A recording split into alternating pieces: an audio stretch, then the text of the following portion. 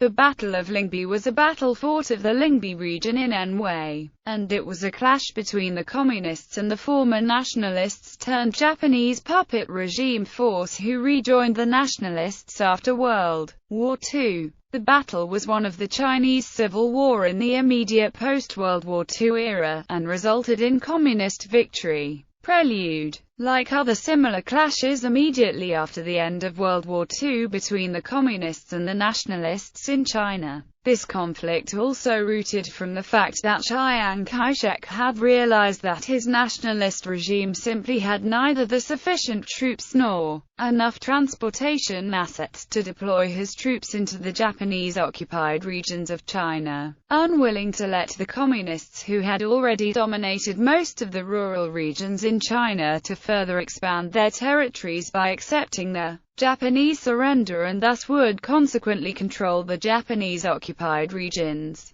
Chiang Kai-shek ordered the Japanese and their turncoat Chinese puppet regime not to surrender to the Communists and keep their fighting capabilities, to maintain order in the Japanese-occupied regions. Fighting off the Communists is necessary, until the final arrivals and completion of the deployment of the nationalist troops. As a result, most members of the Japanese puppet regimes and their military forces rejoined the nationalists. However, most of these former nationalists turned Japanese puppet regime forces were not from Chiang Kai-shek's own clique, but instead, they were mainly consisted of troops of warlords who were only nominally under the Chiang Kai-sheks before World War II. Since they were nationalists in name only and mostly maintained their independent and semi-independent status, these warlords were only interested in keeping their own power and defected to the Japanese side when Japanese invaders offered to let them keep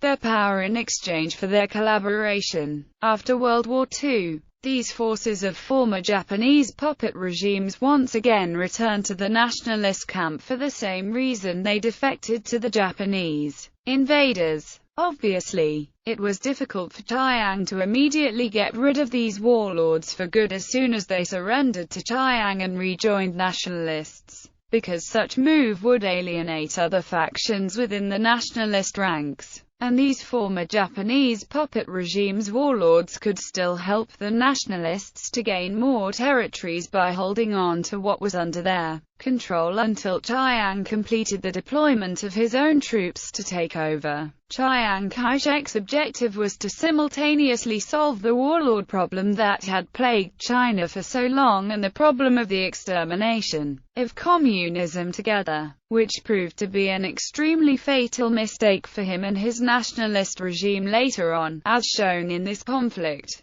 Nationalist Strategy. In accordance with his strategy to simultaneously solve the warlord problem that had plagued China for so long and the problem of the extermination of communism together, Chiang Kai-shek and his followers had hoped that these former Japanese puppet regimes' warlords who rejoined the nationalists would be able to hold onto the regions long enough for Chiang to deploy his own troops by holding off communists. If the Communists were victorious in such conflicts, however, the result would still benefit to Chiang and China because the power of these warlords would be reduced as their military forces were smashed by the Communists, and the warlord problem plagued China for so long could thus be greatly reduced, while at the same time, Communists would be weakened by the fights and Chiang's own troops would have easier time to take control. For the former nationalist-turned-Japanese puppet regime forces,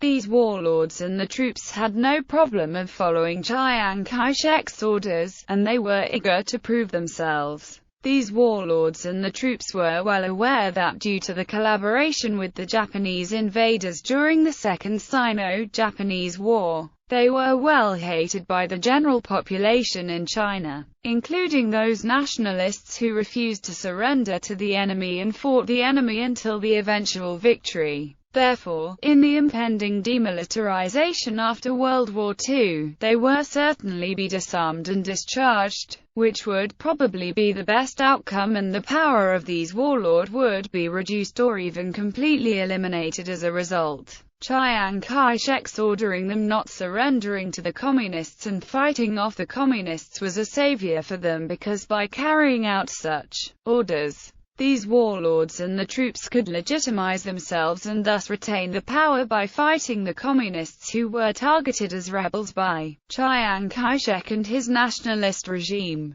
Communist strategy. The communist strategy was much simpler than that of the nationalists, because there was not any huge division within the communist rank like that of the nationalist. The communists already earned considerable popular support by being the only Chinese force left in the region fighting the Japanese invaders and their puppet regime after the nationalists withdrew, and after successfully establishing communist bases in the rural regions where better life was provided to the general populace in comparison to that of Japanese-occupied regions. The general Chinese populace agreed that the communists were well deserved to represent the China to accept the invaders' surrender in the region and take over the regions occupied by the invaders. Battle. By the end of August 1945, Communist New Fourth Army and other local troop units had surrounded the town of Lingbi of Anhui province. The Communists decided to take Lingbi in Anhui by force after the local defenders consisted of the former nationalists turned Japanese puppet regime force who rejoined the nationalists after World War II refused to surrender. In early September 1945, a 700-strong reinforcement was sent from nearby Solid Town in attempt to help the besieged defenders,